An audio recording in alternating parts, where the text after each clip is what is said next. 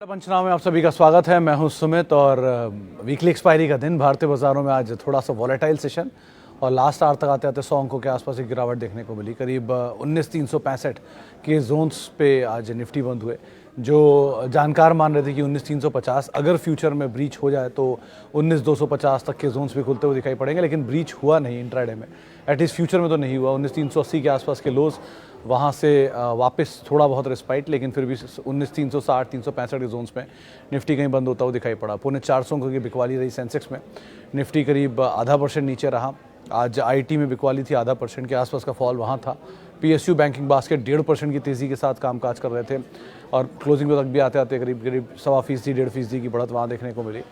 Mid cap index flat to positive side पे बंद हुआ। Small cap index flat to positive side पे बंद हुआ। ऑटो में फ्लैट नेगेटिव क्लोजिंग रही, फ्लैट टू नेगेटिव साइड पे क्लोजिंग आते हुए दिखाई पड़ी।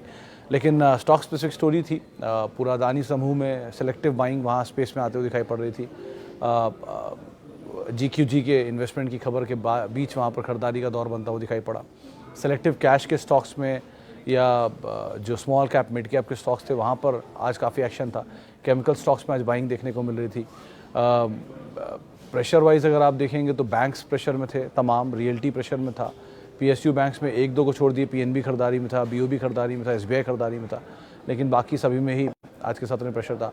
डाइवर्सिफाइड स्पेस से आज टाइटन खरीदारी में कामकाज कर रहा था। अदानी पोर्ट निफ्टी के टॉप गेनर्स में शुमार था।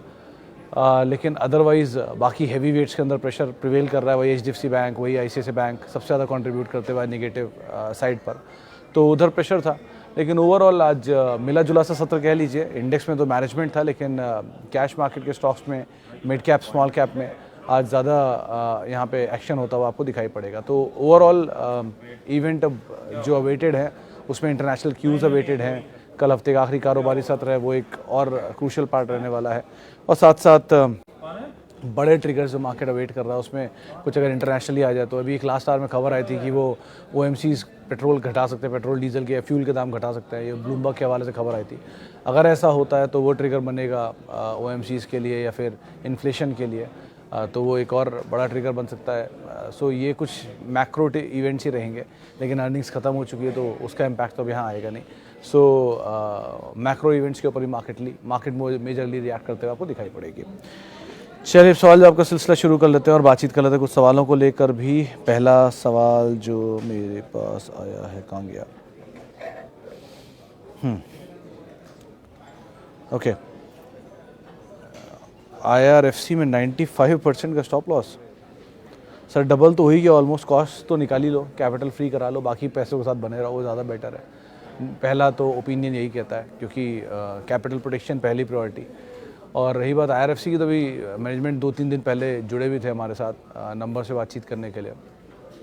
डिटेल अच्छा है, फाइनेंसिंग अच्छी चल रही है और एक्सपेंशन भी बेटर साइड पर है। रेलवे साइड के एक्सपेंशन का भी इम्पैक्ट उन्हें मिल रहा है और प्लस इस क्वार्टर के नंबर में एक Q-on-Q अपटिक भी था। YoY थोड़ा अच्छा सबड्यूट था।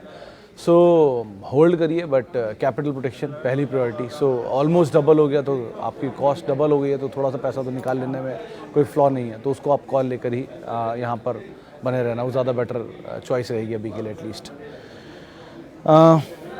IPO में मैनकाइंड मिला है, IPO allotted 70% profit. Chauhan sir मुझे ये नहीं याद है इसका लॉट साइज़ क्या था, शायद 18 था आई थिंक। तो पार्शियल प्रॉफिट अगेन यहाँ पर भी 70% प्रॉफिट है, डिस्पाइट ये कंपनी अच्छी है, इसमें कोई डिनाइल नहीं है। शायद लार्जेस्ट प्लेयर है अपने सेगमेंट्स के, 2 सेगमेंट में तो ये लार्जेस्ट प्लेयर है और बाकी सेगमेंट में भी ये 3rd लार्जेस्ट तक ही प्लेयर्स हैं। तो प्लेयर तो अच्छा है और अच्छे फंडामेंटल भी है। बस 2 ही फ्लॉ थे, एक तो वो OFS था इस बारी पूरा, कोई एग्जिट दिया था किसी इन्वेस्टर को, और दूसरा वैल्यूएशन में थोड़ा हायर साइड पर है और IPO की लिस्टिंग के बाद और महंगे साइड पर चला गया है। तो थोड़ा सा कूल ऑफ होना चाहिए गोइंग फॉरवर्ड। बट अगेन क्योंकि आप प्रॉफिट में हो तो एक ही चीज़ है, कैपिटल थोड़ा सा निकाल लो और फ्री के शेयरों के साथ बने रहो, ज़्यादा लॉजिकल है। कभी नीचे मिल जाए तो फिर उस समय कॉल लेना, लेकिन अभी के लिए तो एटलीस्ट यही लॉजिक सही लग रहा है। बाकी क्योंकि ब्रोकर हाउस के जितने भी टारगेट्स थे इसको लेकर, इस अर्निंग ये क्वार्टर की अर्निंग लेकिन बहुत अच्छी थी, चाहे Q-on-Q और YoY हो। 60% 65% के आसपास का जंप दोनों में था। 50-56% था शायद Q-on-Q और 65% था YoY। दोनों ही लिहाज से प्रॉफिट में इतना अच्छा जंप आया था। तो लो बेस का इफेक्ट भी था, अच्छे नंबर भी थे। तो सब चीज़ें सो फार टेलविंड में ही है, बट अगेन वैल्यूएशन पार्ट थोड़ा महंगा है। तो थोड़ा उसके हिसाब से आप कॉल लेना और कैपिटल को अपने प्रोटेक्ट कर लो, वो पहली प्रायोरिटी रखना हमेशा किसी भी स्टॉक में, चाहे वो मैनकाइंड हो या फिर यस बैंक हो, पहली प्रायोरिटी यही होनी चाहिए आपकी।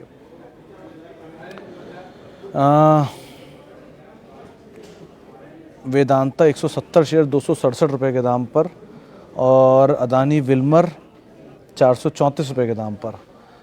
तो झा साहब, वेदांता में तो मेरे ख्याल से आपको डिविडेंड ही बहुत मिल गया होगा अगर आप पुराने शेयर होल्डर हो तो। पिछली बारी 167 या 160 रुपीज़ के आसपास तो डिविडेंड ही आ चुका है एक साल में इनका, और उससे पहले वाले साल में भी इन्होंने 40-50 रुपये 70 रुपये डिविडेंड दिया था शायद।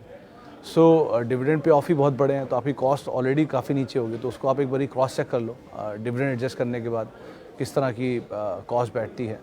बट कंसर्न मार्केट में जो व्यूज़ के हिसाब से हैं या ब्रोकरेज हाउसेस बोल रही हैं, वो तो यही बोल रहे हैं कि इतना बड़ा डिविडेंड पे ऑफ करने के बाद फिर प्रमोटर का ऑफलोडिंग स्टेक का, वो भी 4.5% इक्विटी का, वो भी डिस्काउंट पर, इतने बड़े 5% 4% डिस्काउंट दिया था उसके ऊपर। सो इस तरह के सेल ऑफ और सप्लाईज़ के बीच में थोड़ा प्रेशर में तो रहेगा स्टॉक, और मेटल साइकिल भी ऐसी कोई बुलिश साइकिल नहीं है अभी।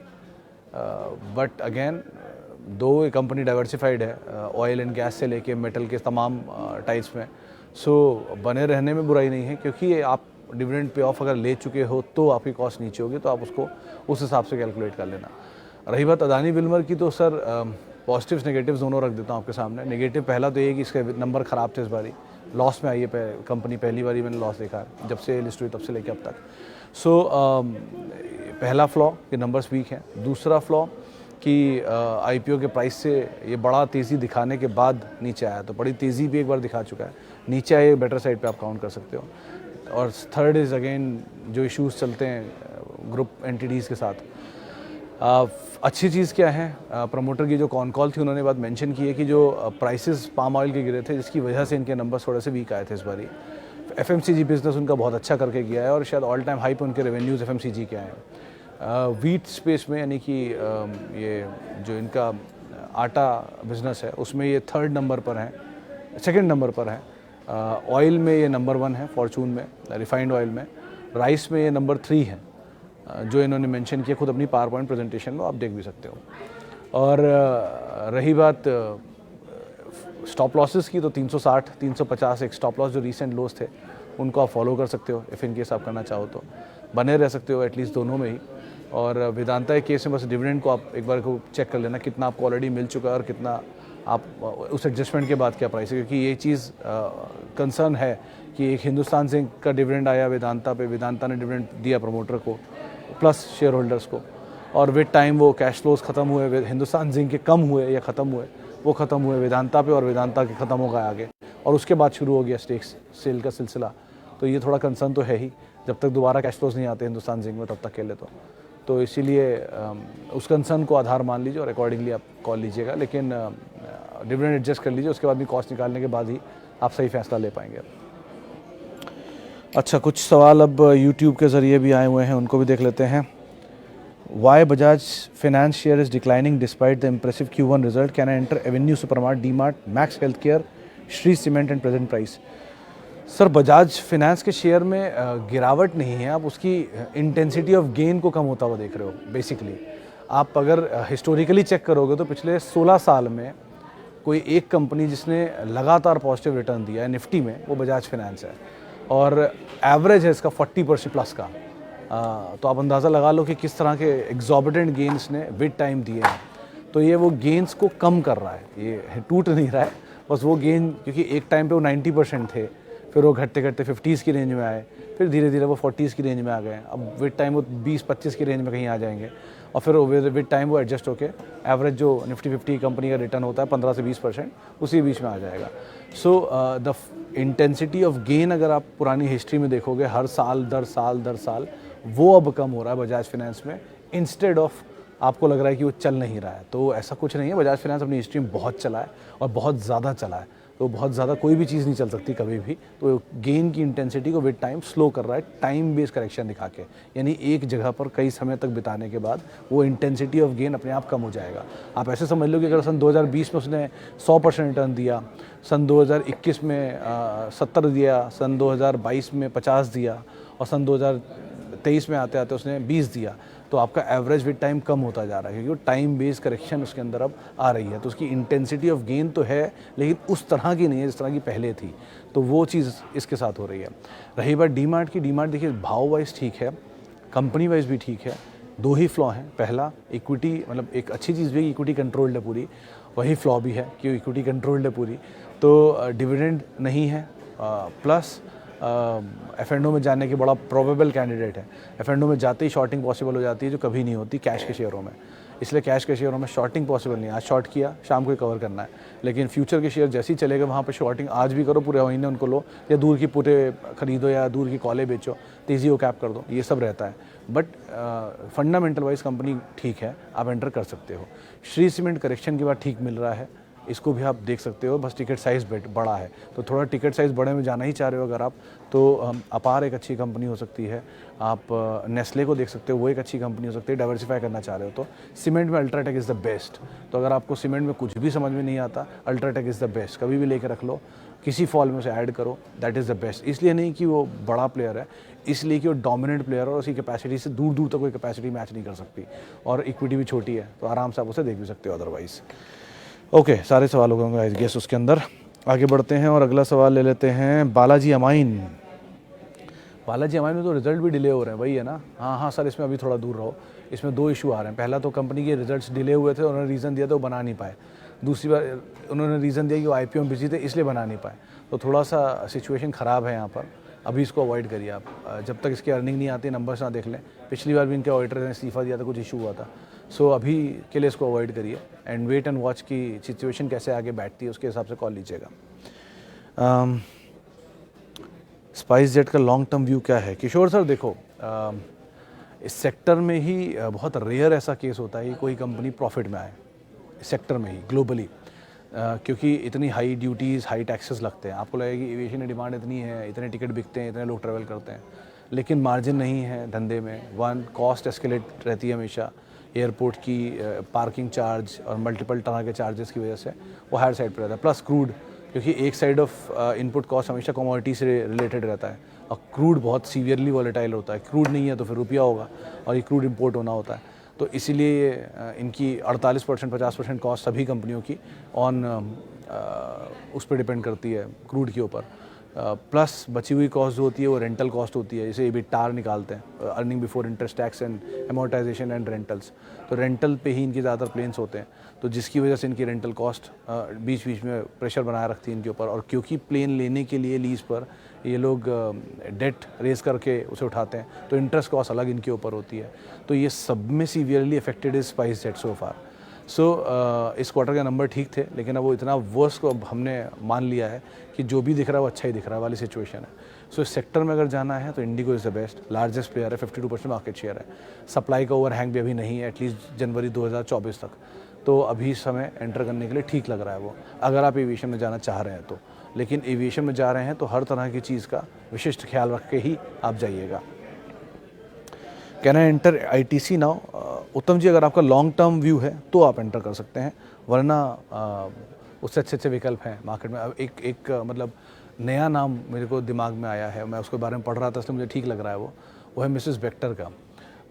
दो ये कंपनी अभी IPO नया आया है, एक दो झटके लेना चाहिए इसको, लेकिन इसको अपनी विश लिस्ट में रखिएगा। कभी किसी झटके में नीचे मिल जाए तो इसको आप एंटर कर सकते हो। क्यों? क्योंकि देखिए, एक तो लार्जेस्ट प्लेयर है आउटसोर्सिंग की। अगर आप ओरियो बिस्किट खाते हैं, अगर आप क्रीमिका के बिस्किट्स खाते हैं, ओरियो जो है वो इनका प्रोडक्ट नहीं है, लेकिन उसके लिए आउटसोर्स प्लेयर है। ये बिस्किट बनाते हैं पंजाब में। प्लस मतलब उसके कैडबरी के जो जिसका नाम भी बदल गया अब, और प्लस इनके खुद के बिस्किट हैं क्रीमिका के, जो ये डोमिनेंट हैं पंजाब एंड वो रियल नियर बाय मार्केट्स में।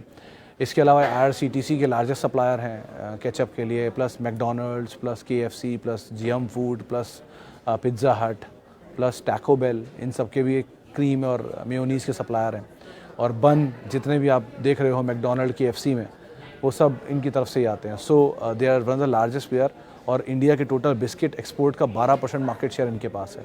तो ये कंपनी अच्छी है, नंबर से तो सही लग रही है, मैनेजमेंट भी अच्छी है, पद्मश्री है उनकी मैनेजमेंट भी, और पुराने समय से कंपनी को होल्ड कर रहे हैं। तीनों भाइयों में डाइवर्सिफिकेशन भी ठीक से हो चुका है, तो ये कंपनी ठीक है। कोई नीचे फॉल मिलता रहे, क्योंकि IPO के बाद से लगातार भागा है, 180 गुना IPO सब्सक्राइब हुआ था। तो नीचे कहीं मिलता रहे तो आप एक बार को एंटर करना, वो आपके लिए ज़्यादा सेफ ऑप्शन होगा। लेकिन विश लिस्ट में इसका नाम आप FMCG में रख सकते हो। ITC is good to go, लेकिन जितना नीचे मिले उतना अच्छा, क्योंकि बड़ा तेज़ी दिखा चुका है। तो बहुत समय तक ये अब रेंज बाउंड अगर रहे तो भी कोई दिक्कत होगी नहीं। दो ये कंपनी अच्छी है, इसमें कोई डिनाइल नहीं है। Okay, please let me know view on CMS info system and UPL। Subhash sir, UPL के केस में आई तो थिंक इट्स अ बाय। मतलब मुझे ऐसा लगता है कि इसमें डाउन साइड रिस्क कम है। मैं हमेशा वही स्टॉक पहले ढूंढता हूँ जिनमें डाउन साइड रिस्क कम होता है। तो UPL में तो डाउन साइड रिस्क कम ही है। 52 वीक्स लो पर है, सेल्स आज भी मार्केट कैप से ऊपर है, और धंधा भी ठीक ही कर रहे हैं। प्रॉफिट कम आया भले एक बार ही, लेकिन प्रॉफिट तो है ही, लॉस तो है नहीं। सो गुड टू गो है, आप देख सकते हो। इसके अलावा अदानी ट्रांसमिशन पे Ritesh sir, I personally think is a long. आप अगर जाना चाह रहे हो अदानी समूह में, मुझे अब लग रहा है कि यहाँ पर आप एंटर कर सकते हो। आपको लगता होगा GQG एंटर किए जा रहा है, एक के बाद एक चीज़ें लिए जा रहा है, तो कुछ सोच के ले रहा होगा। 1 2 प्रमोटर बाय कर रहा है। सबसे इंटरेस्टिंग इस प्रमोटर बाय कर रहा है। प्रमोटर जहाँ बाय करे वो सबसे पहले एश्योरेंस होती है कि यू कैन गो फॉर। अब प्रमोटर क्यों बाय कर रहा है, कैसे कर रहा है, कितनी कैपेसिटी है, छोटा क्यों बड़ा क्यों नहीं, ये सब छोड़ दो। लेकिन अदानी इंटरप्राइज में प्रमोटर ने एंटर किया, और अदानी पोर्ट में रिसेंटली प्रमोटर ने बाय किया, और कल अदानी पावर में GQG ने बाय किया। तो अदानी पावर, अदानी पोर्ट, आज रिएक्शन देख ही लिया अदानी पोर्ट पे आपने, कितनी बढ़िया तेज़ी थी। तो अदानी पावर, अदानी ट्रांस, ये दोनों ऐसा लग रहा है कि जहाँ गुड टू गो है। और अदानी विल्मर भी अगर थोड़ा रिस्की बेट ले सकते हो तो वो भी ख़राब नहीं है, वहाँ पर भी एंटर किया जा सकता है। सो अदानी समूह में मुझे लग रहा है कि चीज़ें अब थोड़ी सेटल हैं। अगर आपके पास है तो आप बने रहो, और अगर आप नहीं है तो आप अदानी पोर्ट, अदानी पावर और अदानी पावर का 3800 करोड़ रुपये का ईबीटा आया था इस बारी। 3800 करोड़ का ईबीटा अगर आप 4 टाइम में कर दोगे तो 1600 करोड़, तो 16,000 करोड़ रुपये तो वैसे ही बैठता है। तो 16,000 करोड़ का ईबीटा अगर कोई कंपनी करके दे रही तो ख़राब तो नहीं होगी ना फंडामेंटली। एटलीस्ट 16,000 करोड़ का ईबीटा इतना ईजिली नहीं होता सिस्टम में। सो अच्छी कंपनी है, आप देख सकते हो। टाइम लेगा मे बी, लेकिन it's a good company to go for. Accordingly आप यहाँ पर कॉल ले सकते हो इसके अंदर। इसके अलावा वापस लौटते हैं फेसबुक के सवालों पर। प्रकाश पाइप एंड मेघमानी ग्रुप, सिंह साहब दोनों ही, प्रकाश तो मतलब बहुत सिचुएशंस ख़राब थी एक टाइम तो इन दोनों की। अब पता नहीं, मैंने बहुत टाइम बाद ही इनके नाम सुने। इनफैक्ट मेघमानी ऑर्गेनिक्स की अगर आप बात कर रहे हो तो वहाँ तो उससे अच्छा तो आप जुबलेंट इंग्रेविया में चले जाते, या अभी भी चले जाओ, कोई ऐसा हार्म नहीं हुआ वहाँ पर। वहाँ केमिकल के और अच्छे अच्छे नाम हैं, लेकिन अवॉइड ही करिए सर दोनों। मतलब मैं बहुत ज़्यादा इनके नंबर्स को बहुत अब ट्रैक करता नहीं हूँ, पहले बहुत देखता था, लेकिन बहुत टाइम तक इन्होंने परेशान किया, इसलिए इनको अवॉइड करता हूँ। प्रकाश पाइप तो पहले बहुत फेमस था, वो झुनझुनवाला साहब ने स्टेक भी लिया था एक बार शायद इसमें कई साल पहले, लेकिन उसके बाद फिर ये आउट ऑफ बज़ हो गया, तो मैं इसको अवॉइड ही करता हूँ। पाइप में नंबर अच्छे आए थे, अगर आप देखना चाह रहे हो तो उसके नंबर थे अच्छे थे। वीनस के नंबर ठीक थे, वीनस नहीं, वो जो नई भी पाइप की कंपनी आई है उसके नंबर इस क्वार्टर के। और astral is one of the finest company, अगर नीचे मिल जाए तो वो भी एक अच्छी कंपनी हो सकती है। बस भागा बहुत है, वो बात अलग है। 18,400% भाग चुका है 15 साल में, ये कल ही मैंने पढ़ा इसलिए याद है मुझे। सो छोटी कंपनियाँ हैं तो थोड़ा संभल के रहिएगा। बाज़ार थोड़ा हाई है, थोड़ा गर्म ज़्यादा है, तो थोड़ा कूल ऑफ हुआ तो चीज़ें ख़राब हो सकती हैं, तो अवॉइड करिए। नीचे कहीं मिल जाए तो अच्छे अच्छे नाम हैं अभी बाज़ार में, लार्ज कैप नोन नाम ऐसे हैं, या मिड कैप नोन नाम ऐसे हैं जहाँ पर आप एंटर कर सकते हो। अच्छी चीज़ें दिख रही हैं वहाँ पे। आज वो अपार इंडस्ट्री को मैं देख रहा था, 10% ऊपर आ गया, 5,000 रुपये छूने वाला है। 2,400 रुपये से बात हो रही है इसी प्लेटफॉर्म पे, आज 5,000 रुपये आ गया। सो इवन इंग्रेविया 6% चला हुआ था। तो इस टाइप की कुछ नोन कंपनियों के साथ रही है, एटलीस्ट बिजनेस संभले रहेंगे। मल्टीबैगर की तलाश अच्छी होती है, लेकिन मिल जाता है ईजिली लार्ज कैप में भी कई बार multibagger. So you just have to see कौन सा सही कॉल है, हर बॉल खेलना ज़रूरी नहीं होता। Jubilant food and Westlife, which one is better for long term? I have Jubilant is better Nik sir. Westlife, देखिए वेस्ट लाइफ के केस में इनका दूसरा पीयर है हार्ड कैसल, जो लिस्टेड नहीं है यहाँ पे, क्योंकि वेस्ट लाइफ फूड्स नहीं, हार्ड कैसल ही इनका है शायद, और एक नॉर्थ में है। तो दो कंपनियां, मैं नाम मिस कर रहा हूँ, शायद वो हार्ड कैसल है या दूसरी है। एनीवेज, लेकिन वेस्ट लाइफ के पास वेस्टर्न जोन है और कर्नाटक के जोन से, साउथ के जोन से, और नॉर्थ और ईस्ट है दूसरे वाले प्लेयर के पास, जो कि हेड करते हैं, जो इंडिया में लेकर आए थे मैकडॉनल्ड पहली बारी। और बाद में विक्रम साहब अलग होगा और दूसरी कंपनी बन गई, उनका नाम मैं मिस कर रहा हूँ। सो एनीवेज, लेकिन ये कंपनी हार्ड कैसल भी ख़राब नहीं है, वेस्टलाइफ भी ख़राब नहीं है, सेल बहुत ज़बरदस्त है, बट टिकट साइज़ छोटा मार्जिन के कंपैरिजन में, और दे आर फर्म। लेकिन आप दोनों की स्टोरी को प्ले करना चाह रहे हो तो मिसेस बेक्टर इज़ बेटर, ये दोनों के सप्लायर है वो। सो आप अगर इसी को प्ले करना है तो जुबिलेंट, क्योंकि भाव वाइज ठीक है, ग्रुप वाइज ठीक है, टूट चुका है ऊपर से काफ़ी, और दूसरी तरफ अगर आप लेना चाह रहे हो तो Mrs Bector is again a good bet. लेकिन अगर आपके पास वेस्टलाइफ भी है तो कोई बुराई नहीं है, बस यही है कि थोड़ा सबड्यूड है अभी, उसके हिसाब से आप कॉल लेना। इन दोनों में ज़्यादा पोजीशनिंग बेटर साइड पर अभी जुबिलेंट की है, हाई लेवल से टूटने की वजह से, और ये ग्रुप भी अभी चला नहीं है, अगर ग्रुप चलता है तो अकॉर्डिंगली यहाँ पर अच्छा मूव आता हुआ दिखाई पड़ेगा। वैसे भी आज थोड़ा सा स्टीम आना शुरू हो गया ग्रुप में। Best PSU stock for investment SBI, अगर आप PSU में कुछ ढूंढ रहे हो बैंक्स में, और अदरवाइज़ तो सर PSU में हमेशा OFS ही रहेगा। सो फार IRCTC दिख रहा है जो चलना चाहिए, LIC दिख रहा है चलना चाहिए, लेकिन पूरा PSU चल चुका है और ये दोनों चले नहीं हैं, तो हो सकता है यहाँ पर महालक्ष्मी मिलेट हो और उसके बाद चलना शुरू हो। बहुत समय से एक ही रेंज में है, कंपनियाँ ये भी ख़राब नहीं है, बट समय ख़राब था इनका, और IRCTC बढ़िया तेज़ी दिखा चुका है, तो इसलिए वो बड़ा साइडवेज चल रहा है, कंसोलिडेशन कर रहा है। LIC ने वो भी नहीं दिखाया, तो LIC तो शायद और ज़्यादा प्रोबेबल कैंडिडेट हो सकता है, तो keep an eye on LIC and IRCTC for medium to long term at least. लेकिन SBI इज़ द बेस्ट अगर आप PSU में कुछ ढूंढ रहे हो तो, क्योंकि उसी कार्यशैली में बदलाव आया है, तो चीज़ें वहाँ बेटर हुई है काफ़ी हद तक, और उसकी सब्सिडरी भी अच्छा परफॉर्म कर रही हैं, तो उनके नंबर्स भी रिफ्लेक्ट हो रहे हैं। So SBI could be a better bet comparatively. बाकी PSU में हमेशा ओवरहैंग वही रहेगा कि ऊपर के लेवल पे माल छूटेगा। इसी के साथ ही आप फिलहाल मार्केट पंचनामा को समेटेंगे, एक ब्रेक का वक्त है, और आप मेरे साथ जुड़ सकते हैं @सुमित रिसर्च मेरा ट्विटर हैंडल है, थ्रेड हैंडल है, यूट्यूब हैंडल है, सारे हैंडल्स हैं। और किसी भी निवेश से पहले अपने वित्तीय सलाहकार की राय ज़रूर ले लें, और अगर आप सवाल पूछना चाहते हैं तो आप CNBC आवाज़ के यूट्यूब और फेसबुक पेज पर रोज़ 3:30 बजे मार्केट के बाद सवाल पूछ सकते हैं। नमस्कार।